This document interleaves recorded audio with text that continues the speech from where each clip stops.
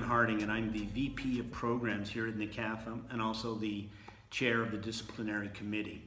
This year we've come up with a new set of guidelines and rules that are in part of the NCAFA Constitution. One of the issues that we're going to be dealing with is poaching or tampering. Poaching and tampering is something that it may help your team out for the moment, but it really does hurt the entire league in the long run. It's something that we really need to work on and to prevent. You may gain a player by poaching, but you're also now taking a player away from another club. It just doesn't make sense. NCAFA is a territory-driven league. It means that if a player lives in a certain territory of the city, they play for a certain club. That's how clubs survive. That's how clubs get enough players registered to have teams.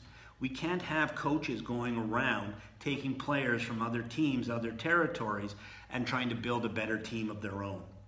So this is basically what poaching is. Poaching is approaching any player that you know, and it doesn't have to be at an NCAFA event. This could be at a camp that you're running. This could be in a different league. But if you're coaching in NCAFA, you're a NCAFA coach no matter where you are. So you can't go in the summer and approach a kid to play for your team in the fall. It's still poaching. This is what poaching is.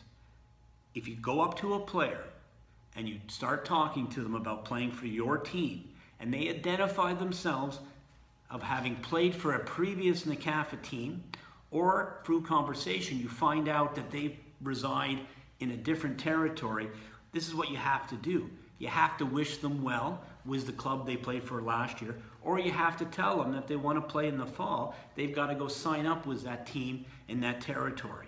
And that's the end of the conversation. You wish them well and you move on.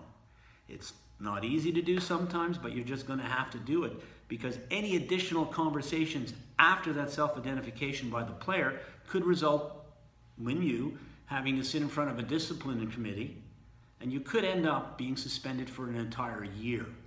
And we'll do investigations. I'll call the parents up. We'll call clubs up. And we don't want to get there. If a player comes up to you and says, "Oh, I really like to play for your club," you need to automatically go to your president. Releasing of players isn't a conversation the coach has. It's a conversation that presidents to presidents have. Those conversations need to be had. It can't be done in secret. It has to be done in the open. And there are reasons why players want to move from club to club that possibly have nothing to do with the coach. Those issues, again, are addressed at a president-to-president level.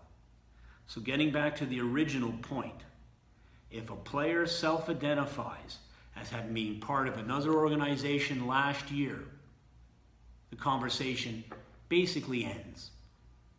It's just that simple. Any continuation of that conversation in an attempt to get them to play for your club and to play for you, like I said, won't end well. Thank you very much. Talk to you later.